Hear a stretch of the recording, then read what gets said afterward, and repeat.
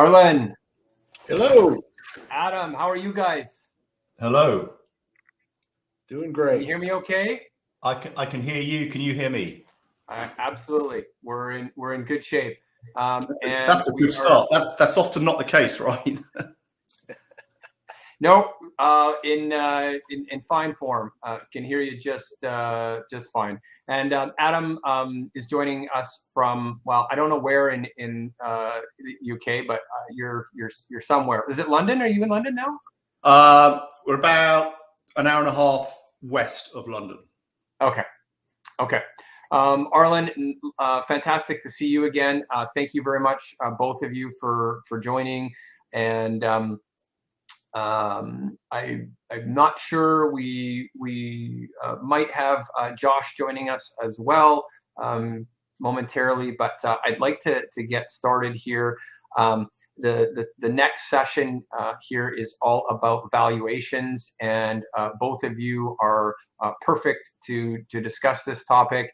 And I just want to put up a poll. Lyle, if you could put up our poll first to get a bit of background on the question. It relates to the future of valuations. So what people feel, where people feel things are headed. So do you think valuations are going to go up in this space? Are they going to go down, or are they going to stay about the same?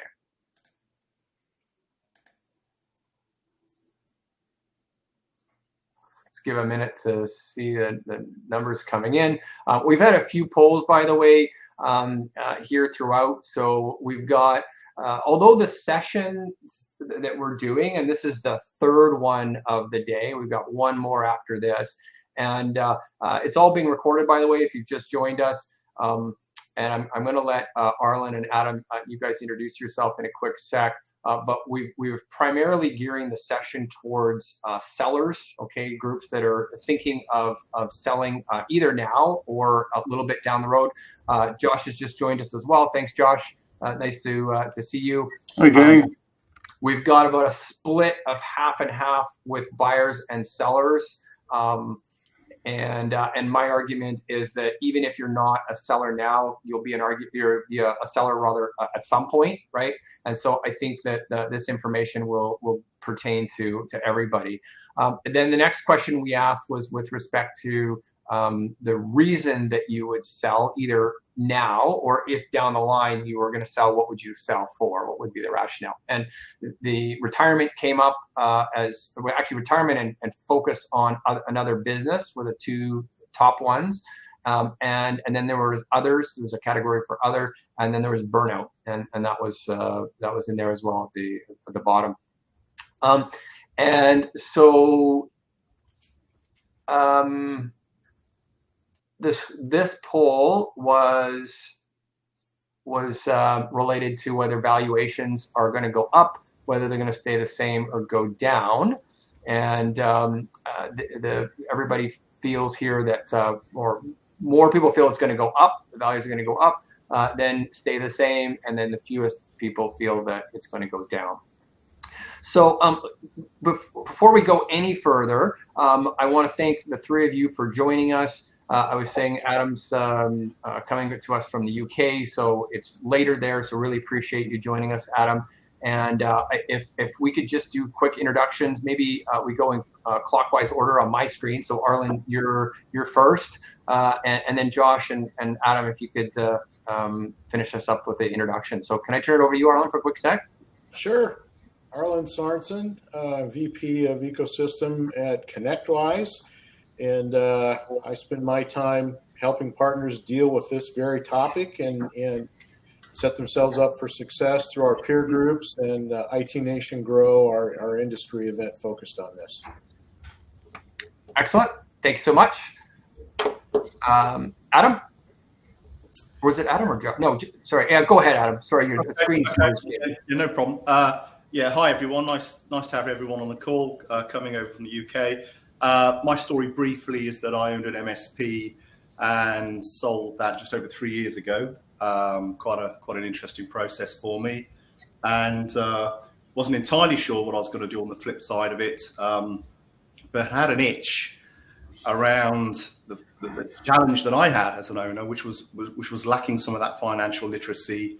And I just thought there was an opportunity in the MSP industry to help other MSP owners build better and more profitable MSPs ultimately, and ultimately, realize what they want to achieve in life through that. And so that's what we do. We operate predominantly in the UK at the moment, although we are looking overseas to the likes of the US as well, in particular from a mentoring perspective. Excellent. Thanks so much. Josh? Hey, Josh Peterson here with Baring McKinley. We're an operationally focused management consulting firm for about the last 18 years or so, helping increase the enterprise value, profitability, and just grow the revenue of our clients through our people, process, performance, and tools. And I have to say, nice to meet you, Adam. And Arlen kicked me off in this business. He probably doesn't even remember, sitting in a Hampton Inn next to the freeway in Des Moines a million years ago. So it's a real honor to be sitting here with Arlen as well here. So happy to be here, and thanks for the invite, Hartland. Absolutely, and we've been really blessed with the panelists groups that joined us. We just had 3 heavy hitters, you guys, and then you guys, and I just really appreciate everybody's time. And we've had comments already coming in from groups saying they've gotten great value from the session so far. So let's just jump in here. So this topic is all about valuations. My first question to you is to understand a little bit about the poll was, where do you see valuations going, up, down, sideways? And so my question to you is, what do you think is driving demand and the demand from buyers? What's driving supply? And where are we headed, right? Is this going to be a situation where, and I'll tell you that we cut our teeth, if you like, in the web hosting industry, and we worked with almost all of the large brands, some of which are still exist today, some of them don't, but that's kind of where we started. And what we saw is that everybody and their dog was starting up a hosting business at one time, and over time that's been consolidated considerably, right? So there's a lot of there were a lot, I should say, of very small players, and that those have been gradually acquired and rolled up into far fewer, much larger operators. And so I guess, do we see something similar happening in the MSP market? It's sort of somewhat the same, and then it's a disparate market. There's lots of guys that I call it a kind of a man or a woman in a van, right? Like Joe's Plumbing. You just throw a sign on your vehicle, and you're an IT guy, and you build your business that way. And then all the way up, obviously, to much more sophisticated, mature MSP. So where do you guys see that headed? And I'll let whoever wants to start.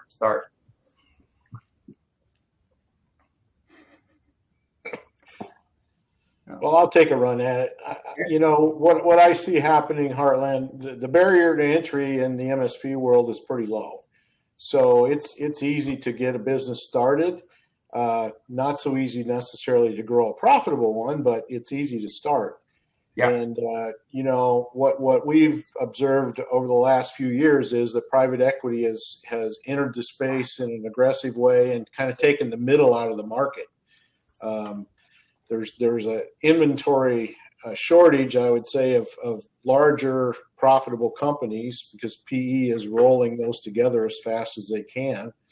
And there's a lot of companies that are sub $1 million of EBITDA that really aren't something that private equity is looking for today. And so, there's lots of opportunity in the lower end of the market to acquire one another, but the high multiples are happening in the larger space with private equity funding. So it's going to continue to morph and change, but I don't think we're going to run out of companies. There's new ones entering every day, and a good percentage of those will have some success and become targets in the future. Right. Yeah, so a lot of runway. Sorry, I was just going to say I agree there, Arlen, with Arlen there. Although we are, certainly in my own experience and from what I've heard elsewhere as well, we're seeing private equity dipped significantly below that $1 million EBITDA number. And I think, as I understand it, there's different levels of private equity operating who choose the pool they want to operate in. So maybe the smaller private equity firms out there at a certain level looking to then sell on to larger private equity firms, who then perhaps sell on again to larger private equity firms. So it is quite interesting how these sort of bigger fish come along and gobble up, this in this kind of game, really. For me, this I think I put on the poll that I think it's going to stay about the same. That's just a bit of a gut feel for me. I think there's challenges about supply, but equally, the MSP generation from the early 20s are into their 50s and 60s now, and there's definitely this ongoing demographic of when do I retire, when do I exit, and so I think that's kind of pushing things. So I don't know. For me, I think the economy's strong in general in the West. I think that helps to keep the funding flow going. I know it's been harder to seek funding, but I still think the economy there is pushing that opportunity, and it's hard to grow organically, isn't it? So there's still that ongoing pressure. How do we grow? Let's acquire. Let's look at acquiring instead. And I think I'll take the line that I voted that the prices may start coming down a little bit, those multiples, and I'll be very happy to be wrong on behalf of all the clients we represent. But I think, to Adam's point, the economy is still appearing to be relatively strong. I do fear that we are coming at the tail end of an economic cycle that's been very favorable to sellers. We've got capital gains increases that are likely to happen in 2025. Interest rates are increasing. Our inflation is going through the roof. The cost of money is only going to get higher. So I fear that this buyer's market is maybe just a couple quarters away, and I think that impacts the primary buyers. Arlen said the PE firms. So I'm kind of hedging against it probably going down a little bit. And I think that's going to, if I'm right, which again, I hope I'm not, on behalf of the sellers, that's going to extend out some people's time horizon to sell. I think that if those tea leaves are accurate, and if a 55, 60-year-old seller, as our industry is getting older, is looking to sell, what will that do? Will they be able to stand out hang out for another 3-5 years to get back into a seller's market, or are they going to sell for a lower multiple or lower valuation? That's kind of my take on it at this moment. So what's interesting here is that we have this perspective, as I said, in the hosting industry, and I really I could be wrong, but I really think that the MSP space will follow suit. Now, I do think that it's going to take longer. I think there's going to be a bit more of a runway. But we've been in the hosting space now since the essentially very early 2000s, and we've watched how it's rolled out. And I'll tell you what we've seen. So we've seen exactly, Adam, what you were talking about. And by the way, I appreciate Adam's perspective, because Adam, you're bringing more than the North American centric perspective that most of us bring. But from a hosting space, what we saw is there was exactly that. There was the $1 million hoster bought the $300,000 hoster, and then the $2 million hoster bought the $1 million hoster, and then the $5 million bought the $2 million, and then the private equity group bought the $5 million group. And so it just went all the way up. But what ended up happening is you ended up with this bifurcated situation. So we got all these very small groups, and then the very large groups, and a big valley in the middle with a void where they'd all been sort of picked off, if you like. And so, then what happened is we ended up with a global market.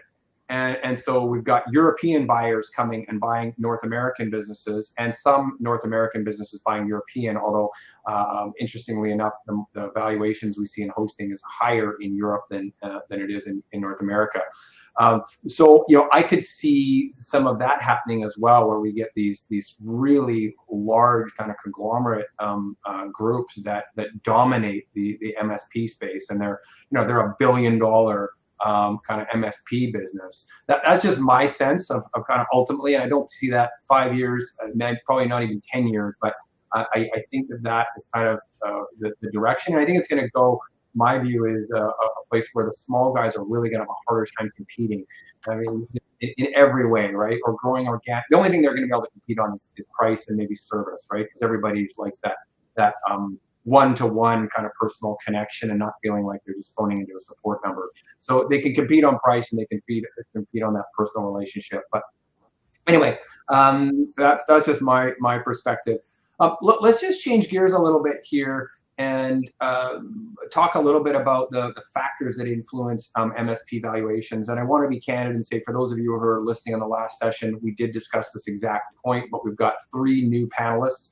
And I'm not repeating any other questions, but this particular one I did want to ask you guys and get your thoughts on. So, valuation is more than just EBITDA, right? I think there's maybe a tendency to sort of, you got a $500,000 EBITDA, and let's just, create a multiple as a result of that. But there's some of the more, in some cases, qualitative aspects of it, but also just sort of structural components, right? Which is, well, how much of that EBITDA is being contributed by hardware sales versus managed services, right? Project income, and then what's the predictability of that, right? So maybe you had a banner year for hardware. We saw during COVID, nobody was sort of scaling down in a lot of respects, and we'll just get another year out of our laptop, so we're not ordering any of those. But that just sort of punts the problem down the road, and you're going to end up with this bubble. So my question is, when you're talking to clients, members of your peer groups and so forth, what are you hearing? What are you recommending in terms of how deals have been done, are being contemplated being done, in terms of like valuing the structural aspects of the business? Is there sort of a set formula? The question I asked the other groups was, is it more of an art or is it a science when you look at the percentage of recurring revenue, managed services, project income, hardware income, and you've got all the other intangibles, like, what is the relationship with a seller, right? Is the seller going to be involved in the business? Does the seller know all the customers on a one-to-one basis? So how do you talk about the value of a business with respect to all of these kind of drivers? Anyone want to I think you're right on, and I did hear some of the previous conversation as well. I think there's always that standard formula that probably is, art, science, perfect mix, whatever it may be. But looking at that net profit, looking at the revenue mix, looking at that client distribution, looking at the growth patterns, I think these are all formulaic things that you get 10 guys doing the valuation, and they're probably going to get all pretty close to each other. Those are really those tangibles. I think when we get into those intangibles, that's kind of the art of it. Is there a unique client list? Is there a security clearance? Is there a demographic? Is there a vertical? Those are the things that I think sellers really need to be aware of, to say, I'm more than just my balance sheet and my P&L. I'm also these other things that can increase my value and really, really sell to those strengths. So I think all the valuation methods that you just mentioned, the variables in, those are obviously the formula, but what are those intangibles that an MSP might bring to the market that they have to make sure to assign a value to as well? Yeah, if I might jump in, I guess my first thought was, it's all about what the buyer's after, right? So your value will be what the buyer values. Now, obviously, your recurring revenue and your contract length and the amount of recurring revenue that you have, or an EBITDA are obviously core things. But is there something specifically that the buyer's looking for?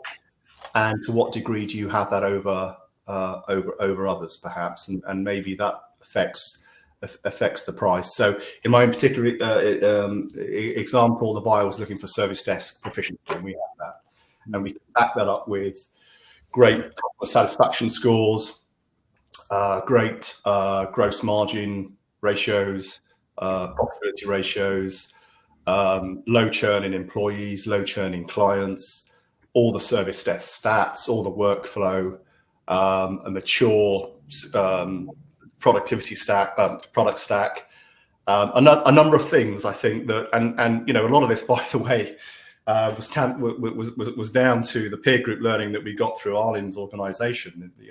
There's a big thank you there to Arlen for the help you got through that, because this doesn't happen overnight, and it took us years to effectively work on these things. And I think for me personally, they were absolutely critical overall in positioning ourselves for our sale. So for me, it's always, what is it? What type of buyer, I guess, are you looking to sell to? First of all, is it a sector thing? Is it a technology specialist thing? Is it a geographic thing? What are you looking for ultimately out of it? And that's a whole different question. But then from that comes, where do you want to build about the value in your business? Yeah, I think what Adam said is so true, so important, and that is to understand the kinds of buyers in the market and what matters to them. Because private equity thinks about things very differently than an independently operated company. And, PE is, obviously concerned about EBITDA. Everybody ought to be concerned about EBITDA, and sellers need to realize that EBITDA matters a lot. It is the primary driver of value. But PE's looking for things like, what's the C-level leadership team look like? Are there people on that leadership team that will be able to stick into our organization if we do the acquisition? And they really care about growth. I think, a lot of MSPs struggle to grow. They don't like to sell, but that really is one of the drivers today is, do you have a history of being able to organically grow and bring on new logos to your managed services? And can you successfully do acquisitions and integration? If you can do both those things, that's a significant value driver in your business. And so, growth is a big deal. And, I think the other side of that coin is churn. A lot of churn is happening as companies are acquired. That's negative to the valuation. If you've got a history of proving that you can maintain customers and employees over time, that's another value driver to the business. So it really does come down to understanding who the buyer that you're trying to work with and building your story. This needs to be the best sales job you've ever done in your life, because it's probably going to be the biggest sale you've ever done in your life. And that means you got to have a story. You got to be able to explain the good things, and you got to be able to help them understand some of the areas maybe you haven't done as well in that you could do better. So I think one of the things that came up and was apparent in the last session, and it's coming up here again, is this idea that, first of all, beauty is in the eye of the beholder. And so the value is going to really vary from buyer to buyer. And this idea that there are different buyers, right? It's not just a buyer. Like, I need to find a buyer for my business. So there are lots of different buyers who value different things.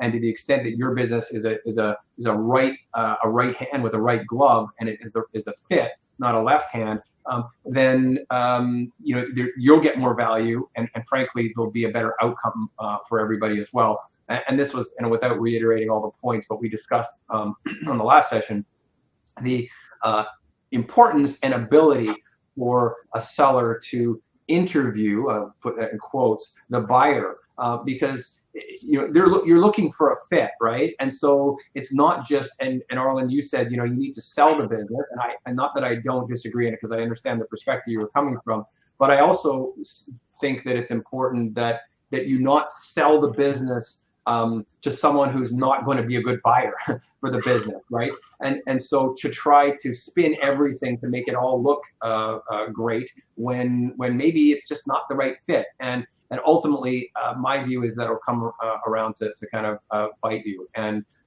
so I think, you know, that, and this really, frankly, is perfect sort of segue here to my next question, which is, and it may be a little bit loaded, but I want to just kind of get your thoughts. So when we have conversations with sellers, there's obviously the question of valuation, right? Like I built this business, I want to get some value for it. What is that value, and how, you know, is a different question. But most buyers, if they don't, excuse me, agree in the beginning, or sorry, sellers, excuse me, don't agree in the beginning that it's important that they look at other aspects other than valuation, they come to appreciate during the process that there's more to it than just a number and a check. And so my question to you is, when you're advising, you know, your clients and they're now weighing an offer and they're looking at the valuation, they're looking at tech stack alignment. Arlen, this is your wheelhouse with ConnectWise versus, you know, another ecosystem, right? They're talking about fit for employees, and you talked about private equity groups may or may not, you know, they may not keep employees, but they are looking for management team. Employment roles for the seller. Is the seller going to be staying on? In what capacity? Who are they reporting to? Payment terms, of course, are going to be big. We've got culture, which is coming up at our next session, and then sort of the vision and philosophy of IT. Like, how does a prospective seller process all of this and make a decision, right? And what are your thoughts if you're advising them?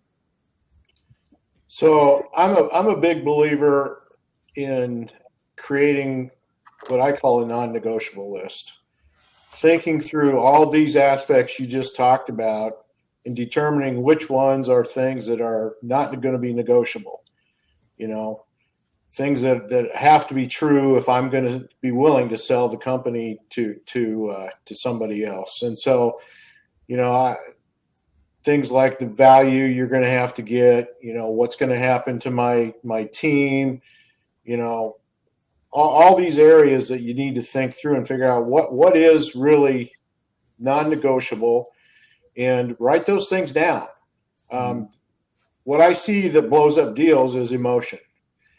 And if you've thought through the things that have to be true and you share those with a buyer early, you take the emotion out of the conversation and it becomes a lot more manageable. You only want to put things on the list that are truly non-negotiable, things you walk away from. But there's a lot of areas where you need to think through those things.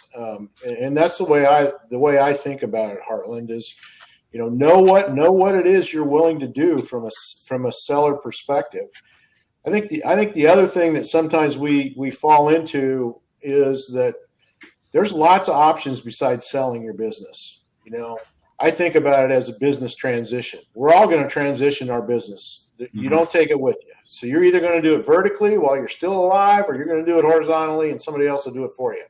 But it ain't going with you. So understand the options, right? I mean, I see a lot of people that choose other ways than selling. You know, they might create an ESOP. They might transition to family. They might sell to their management team. There's lots of different ways you can transition a business.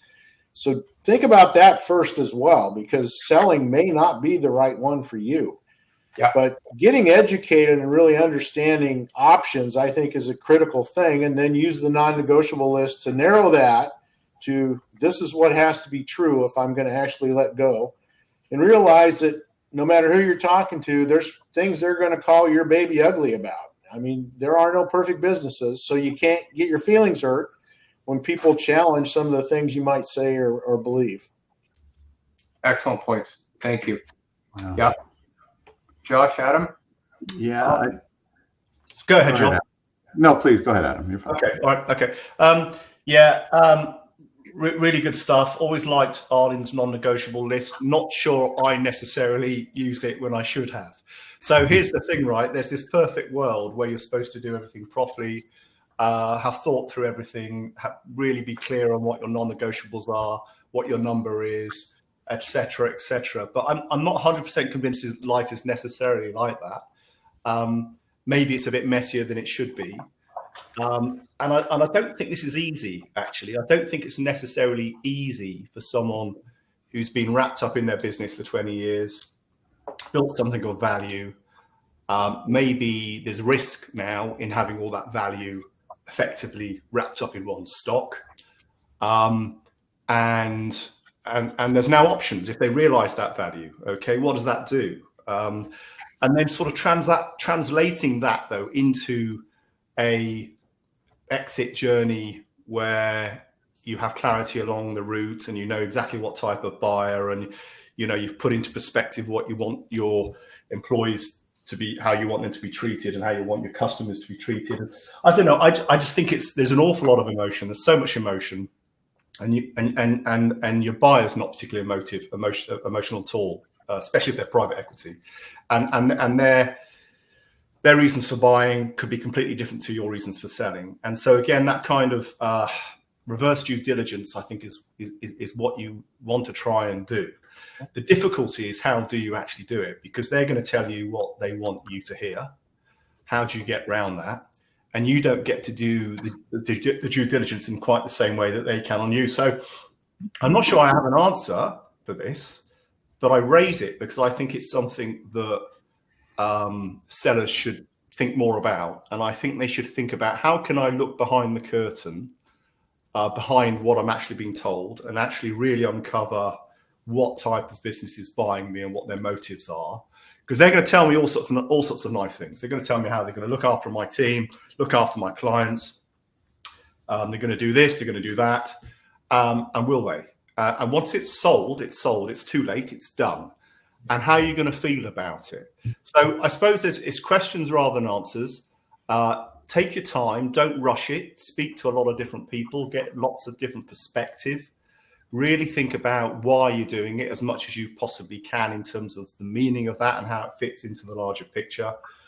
All lots of big questions. I think you need to get outside of almost the MSP bubble as well and talk to specialists in different fields. It could be finance, it could be life planning, could be counseling, could be all sorts of different things. So I think there's a bit missing there in terms of what I've heard generally in the industry, because it tends to be about kind of money and your EBITDA and your multiples, but actually there's a lot more to it, I think. Yeah, I couldn't agree more with all of this. You know, that non-negotiable list is so huge in really understanding what you want, getting out of that MSP bubble space. If I look at the deals that we've seen transpire over the years, I don't think I'd be exaggerating if I said 85% of those were not expected. It was, I got a call and it actually went somewhere. Somebody wants to buy my business, and they hop on that train and they ride that train to exhaustion, whether the deal closes or doesn't. And to slow down, as Adam said, is so important. You know, if you've got one buyer, you have no buyers. So slow down, make that, evaluate yourself, get a valuation for yourself. Look at what your non-negotiables are. And I think everyone's list will be slightly different. Getting, you know, some outside help, somebody that represents sellers to say, let's go find you a pool of buyers. Let's find out what pre-qualified means. A checkbook is not the only pre-qualification if we're using that non-negotiable list. Take your time so that when it comes time to look at all these variables, you've made the decision before the emotion sets in. You've made the decisions on what your non-negotiables are before you're in that stress moment of, God, they're not exactly right, but that number sounds right. And now you're twisted up. If you can really get that non-negotiable list stripped down, if you can be intentional, not be part of, in my example, 85% of folks that get surprised that, oh, I'm on this train. I didn't even know I was looking to get on this train. These items sort themselves out very, very easily. The train is very difficult to get off. It surely is. Absolutely. And I think there's so much pressure to stay on the train, Yeah. and the stuff coming at you left, right, and center, and you're like hardly got time to think and breathe. It's a crazy experience. Yeah. So the old saying of if you don't know where you're going, any path or road will take you there, and that just seems to me kind of a perfect, captures what we're talking about here. And I like the idea of thinking about that in advance, so that you don't kind of get muddied, right, when you're in the process. We're talking about valuations. Let me just take it one step further for those of you who are consider yourself sellers, and again, down the road, if that's the route that you take, is that my view and our view is that if there isn't a good fit, it could absolutely impact the valuation that you receive. And you say, well, how does that work, right? So a lot of times there's an earnout component in an MSP transaction. And so to the extent that there isn't a good fit, then the employees might not be happy. For instance, there's a cultural issue, so the employees leave. Well, now the customers aren't dealing with their favorite support person that they have been dealing with, and things start changing. Employees who are not happy are not going to service customers well. Customers are unhappy, leave. That creates churn. That impacts your earnout. And so ultimately, you end up with a lower valuation. At the same time, even if there isn't an earnout and you do have a contract, there is gray area, right? Stuff comes up to say, well, look, you guys ended up raising they say that the customer was upset already and about to leave, and so that's the buyer's perspective. Your perspective is, yeah, well, it didn't help that you doubled the price on the customers, right? You changed the pricing, and now they're upset, and so everybody's pointing fingers, and then the buyer says, well, we don't want to pay for that customer, do some kind of adjustment. So the better that you can do that due diligence and find a fit up front, in our view, is extremely important. Look, in the interest of time, I want to move on. We're talking about valuations, and so let's just talk a little bit about the P&L structure. We know Paul Dippel's operational maturity model, and kind of as businesses evolve and become there's more people, there's more attention paid to detail. We can end up with a great P&L that we can break down, and we can say, all right, we're profitable at a level, a customer level. We're profitable at a service level, right? And we're profitable at a service per customer level. And we could do a drill down. But the reality is that it's extremely rare for us to see an MSP who's sort of sub 5 million be able to break down their profitability at that sort of a level. And so my question to you is, how do you consult your clients with respect to sort of the granularity that they should set up in their systems, in their company, to be able to provide data, recognizing that it comes with a trade-off, right? It comes with a trade-off either in terms of a vendor, the tool that's going to provide this level of detail, and or the time to set it all up. And so, does that happen? Like, okay, don't worry about any of that stuff. Just get yourself to 500,000, and then we're going to focus on these aspects. And then once we're at 1 million, we're going to kind of go a little bit further, right? Or do we set it up right from the beginning? What are your comments around, how and a seller recognizing they probably aren't starting from ground zero, they've already got a business. So how granular should they be? Oh, I'll tell you, we've keep it simple. I think, and day one, 500,000, million, 2 million, it'll never be easier than today. We like a simple P&L. We want our owners, our management team, to be able to listen to the story the financials are telling us. We want it in our native language, and we want it like a bedtime story. I want 3 buckets of revenue. I want 3 sub buckets of service revenue. I want clear sales expenses. I want clear G&A. Everything else, that's nice. That's great. But keep it simple. Can I understand my gross profit on my 3 primary buckets of revenue? Can I easily tell my blended gross profit story? That's all I want. I want it simple, clean. Configure your ConnectWise Manage, configure your chart of accounts, and just rinse and repeat. That's step one. Step two is get a great bookkeeper. You don't want to, for your own management decision making or for your future buyer, we don't want to play the yeah but game. Okay? We want clarity. We don't want to have to, do on the fly math. We don't want to have to over explain things. It's, here's my mix of revenue, here's my ratios of revenue, here's my gross profit, this is my percentage of revenue on sales, here's my percentage of revenue G&A, there's my net profit. I believe it, you can believe it, and we can make some decisions based on it. That would be the story we advise. Yeah, I would echo that. That's the right way to go. You got to know your numbers. That's the important thing. And if you don't have the accounting system set up right and it's muddy for you, well, your buyer's not going to have a clue because you won't be able to explain it to them. So, Josh is right. It doesn't get easier to change it when you get bigger. It gets harder and harder. So the time to do it right is at the beginning.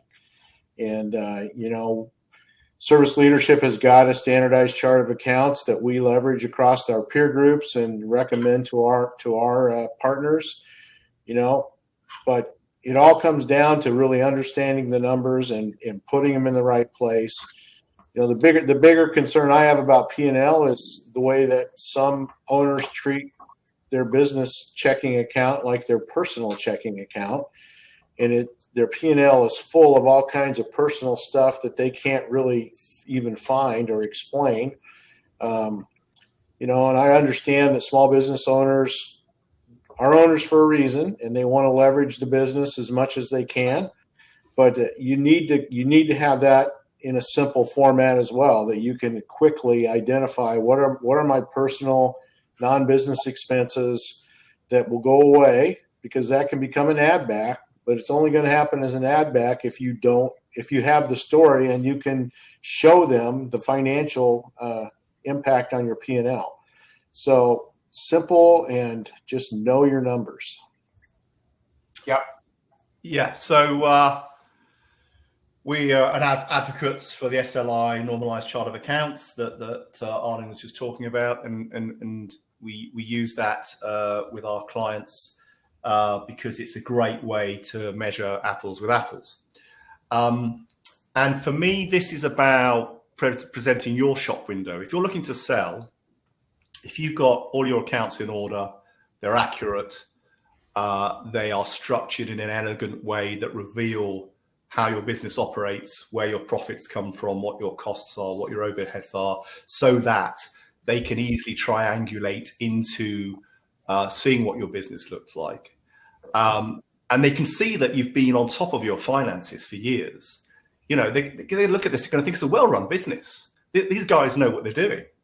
Now we're looking at these other guys over here, but you know what? We have to spend hours with our expensive accountants unraveling what's going on. So I think if you can present, your shop window with all your financials elegantly, accurately, when they ask to dig into such and such, you can give that information in minutes. You don't have to spend weeks trying to work it out.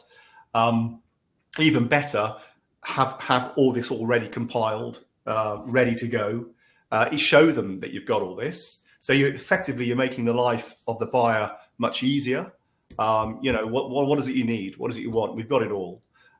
You're just going to look like a much better, well-managed, well-run MSP. So I think that's certainly something I would always suggest someone does if they're looking to sell. And I also agree with putting this standard in early on, because as Arlen and I think Josh said, it doesn't get easier. Your business becomes more complicated.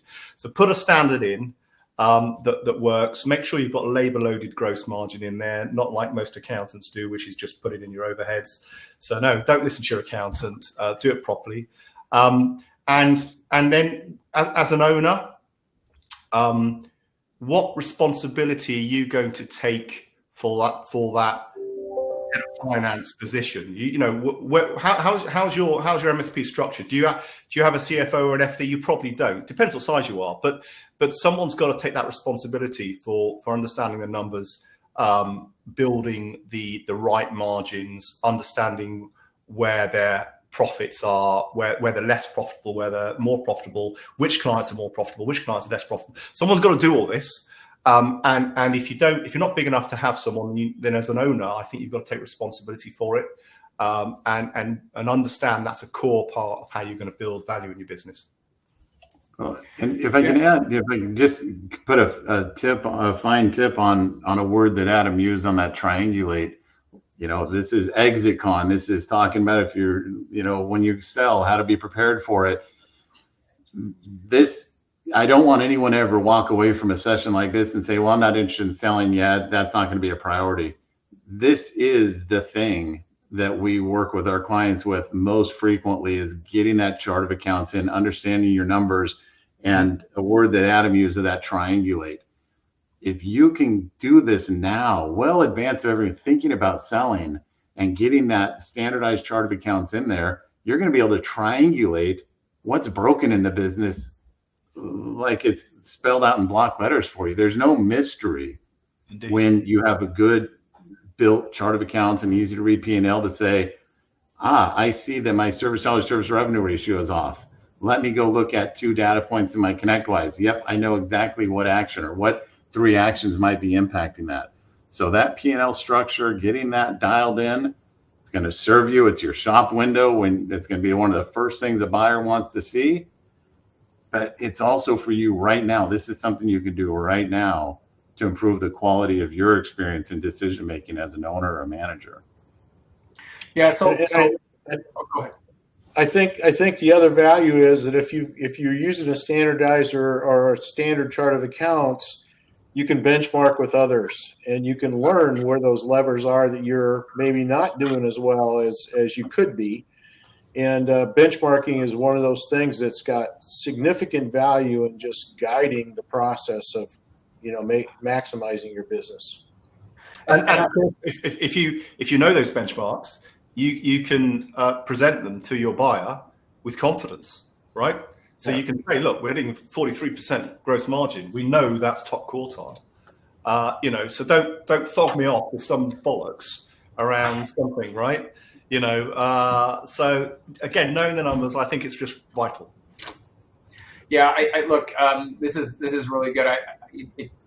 Just as an example, where we've seen is the cost of goods sold for hardware exceeds the revenue for this line item for hardware, right? So are you selling your hardware at a loss?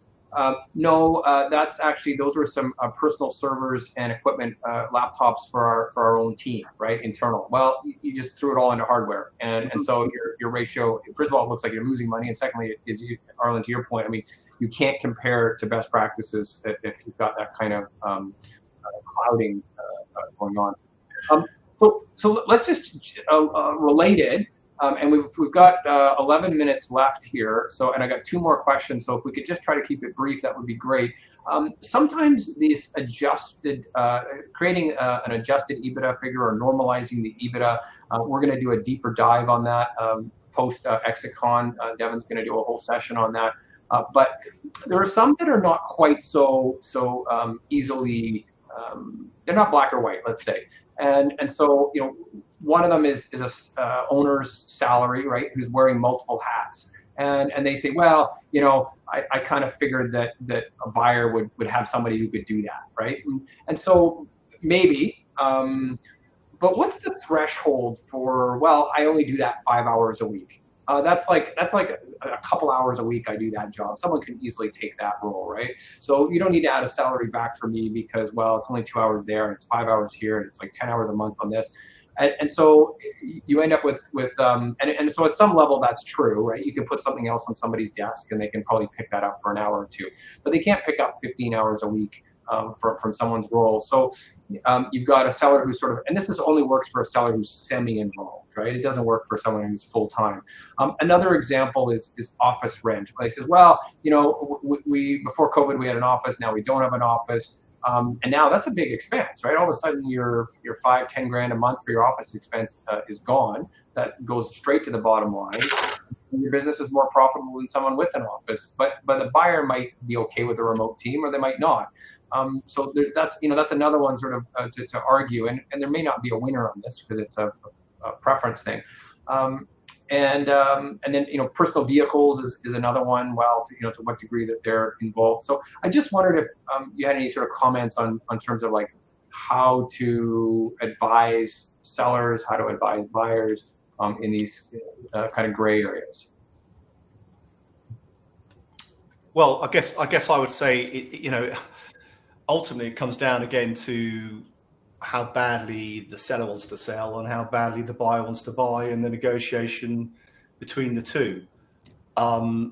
Yeah, you might disagree on what you both value or don't value, or what it costs to provide some function.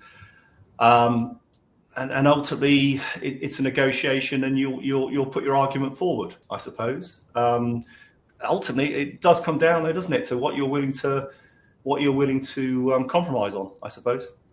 Yeah. There's no right answer, in other words, is there? Yeah.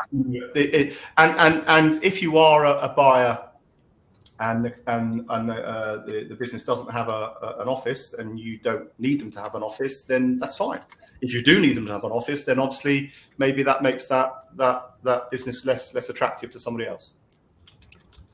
Yeah, it is a negotiation. And I've seen airplanes, I've seen boats, I've seen RVs, I've seen all kinds of stuff that on the business. My favorite's the RV that's wrapped, as a marketing device. But some of the stickier ones, really, family working in the business. I see owners that put their kids on the payroll. They may or may not really do anything, but if they are doing things, then they aren't going to be on there anymore, somebody else has to pick that up. And it may not be great jobs. It may be cleaning the toilets and whatever. But you just got to be reasonable. And Adam's right. It's a negotiation. Yeah, sorry. Give and take. Yeah, and to what Hartland said earlier, you need to be transparent about it. I think you absolutely don't want to try and hide it. It's going to come out. That the due diligence process is going to reveal everything, and you want to get everything out on the table right up front. So it's absolutely 100% clear. I think that's just a really, really important piece. Josh? I think they're covering these bases very, very well. I will say, kind of to your example about an owner's salary and what they're doing, just very specific to that. I'm a real big fan of an owner, once we determine how they're compensating themselves, W-2 or, distributions, of calculating what percent of time we're in those areas of service, sales, admin, and breaking that salary apart. It's a little bit of work, I suppose, to break that payroll out, but calibrate that every once in a while as well, so that you as an owner who's doing that can really tell, where am I spending my time? Am I spending my time in the right places? Am I counting my service GP correctly if I'm kind of the lead tech still or engaged in that? Am I spending the majority of my time in sales? Well, let's carve out part of your salary towards that sales expense, just so you have that sense of, what would a buyer see? What do I see? What's the true cost of me operating and engaging in this business? I think that juice is definitely worth the squeeze. Yeah. And then, of course, evaluating it and calibrating it every so often as well. Yeah, but I think really be honest with yourself, what you're doing in the business. You probably are head of sales. You probably are head of account management.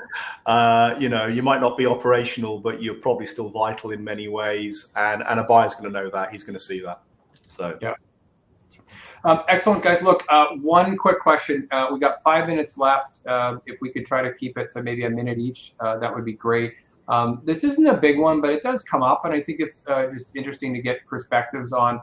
And that relates to what we'll call carve-outs, okay? Situations where a seller has they're not selling their whole business. They're located in California. They've got a few disparate customers in Florida. They don't want those customers because they're just not so easy to service. maybe the requirements for the customers have changed. They want to sell those out, or they have a line of business or two that they just don't want to service anymore. And so they're selling a carve out, a portion of the business. So P&Ls no longer apply because it's just, hey, here's the revenue, here's the cost to service these customers, assuming that you have those costs. And so I just wonder, what are some of the considerations for valuations for that a seller should be thinking about, that a buyer should be thinking about? I'll give you the most obvious piece that's important, is that the brand is in almost all cases not included in the situation, right? So someone's just getting a book of business, and the seller might be also selling their sort of C customers off, right? They're not their A customers, that's for sure. They're selling off the C ones that are not profitable or just don't fit their model. So how should a seller look at it? And frankly, how should a buyer look at it?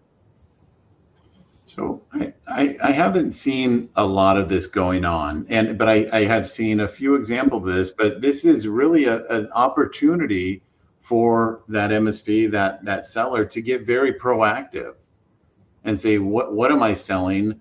Why am I selling it? And you have that opportunity to talk to that gross profit. That's what I would be doing, is saying, here's this line of business, here's our knock, or here's these clients in another state.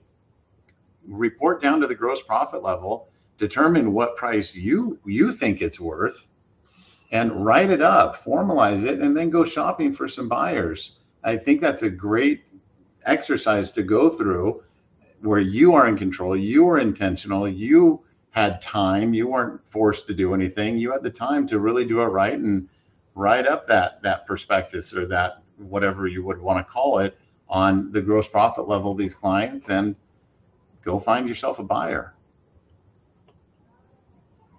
Yeah, I agree. I haven't seen a lot of this either, Hartland, but I think what Josh suggests is exactly right. You just got to be able to tell your story, and it'll be harder, I think, to find a buyer because they're going to have to want what you've got to sell. Mm-hmm. But I think there's always people in the market that are looking.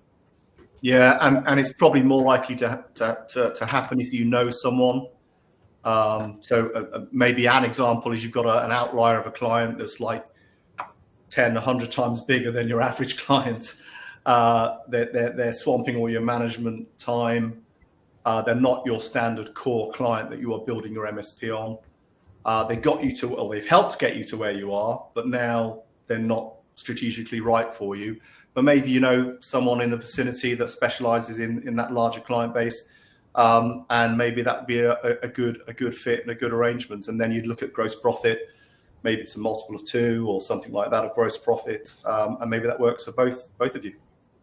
Yeah, I'll give you 2 for instances, and we'll leave it there. But right now we have a MSSP that is selling their MSP business. Okay. They acquired the MSP business as part of an acquisition. It's a book of business that they don't really want. It's a distraction from their current business. So it's one could argue there's maybe even a bit of a conflict of interest because part of their business comes from other MSPs.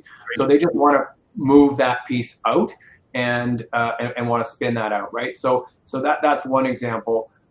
Another one that we had was not that long ago was a fellow who had a portfolio of customers. A large customer offered him a job. He took the job. With his large customer, he ended up with the rest of his customers now that he could no longer service because that was part of the deal. So you take the job, but you got to shut your business down. So now he's selling a business, but the most attractive, best customer was the one that offered him the job. So that sort of the scraps were what was left. And I use that term a little bit loosely, but somewhat he needed to find a home for these customers. So it does happen. I agree with you. It's not a common thing, but. Anyway, look, we're at the top of the hour. I want to wrap up here. I want to sincerely thank all 3 of you, Arlen, Josh, Adam. Really appreciate your time. Tons of value. This is recorded. We're sharing it out. We'll share it with you guys to share with your clients and members and teams and so forth. So and look forward to seeing you guys in person. Arlen, I'll see you in November probably. Thanks very much again. Devin is going to be doing the last session and taking us home. So thank you guys very much. Have a great rest of your day. Thanks, Hartland. Thank you, guys.